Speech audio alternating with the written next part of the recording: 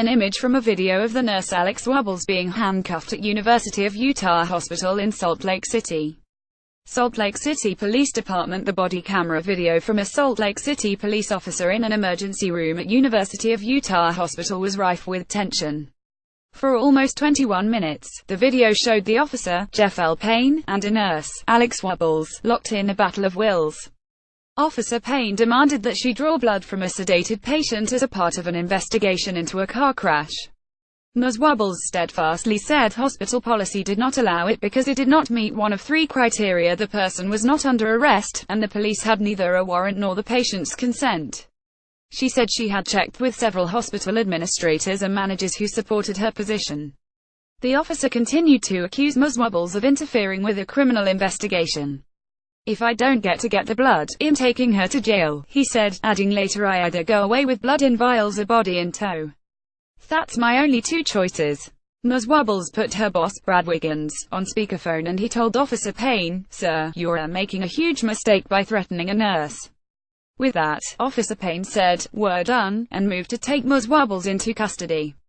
She took a few steps back and screamed, "Somebody help me," as Officer Payne pushed her through two sets of doors out of the emergency room and outdoors, twisted her so she was partly facing a wall and placed her in handcuffs. Excerpts from the video, which came to light at a news conference by Ms. Wubbles and her lawyer on Thursday, gained widespread attention.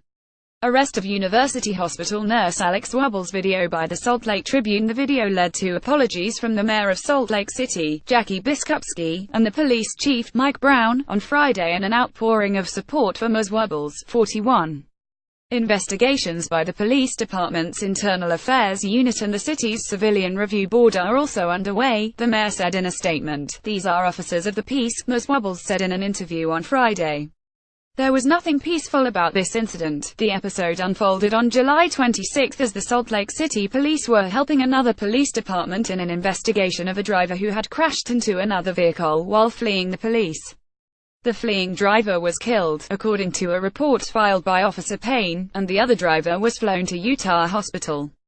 Officer Payne wrote that he was seeking to draw blood from the patient to check if he had any chemical substances in his system at the time of the crash, though it was not clear why. He wrote that he spoke with Ms. Wubbles, who was the nurse in charge in the burn unit, and tried to explain the exigent circumstances of the request. The confrontation intensified as they headed to the emergency room from the burn unit upstairs. "I'm just being told what to do by my entire hospital," she said, referring to her administrators. Officer Payne responded, "And I'm being told what to do by my boss, and I'm going to do what my boss says." Officer Payne could not be reached on Friday. Chief Brown said in a statement on Friday that he was alarmed by the video. "I want to be clear, we take this very seriously," he said, adding, "Within 24 hours of this incident, Salt Lake City Police Department took steps to ensure this will never happen again." The chief said that Officer Payne had been suspended from the blood draw program, in which officers are trained as phlebotomists to take blood samples, and that a new policy had been put in place. The Salt Lake Tribune reported that Officer Payne remained on duty with the police department.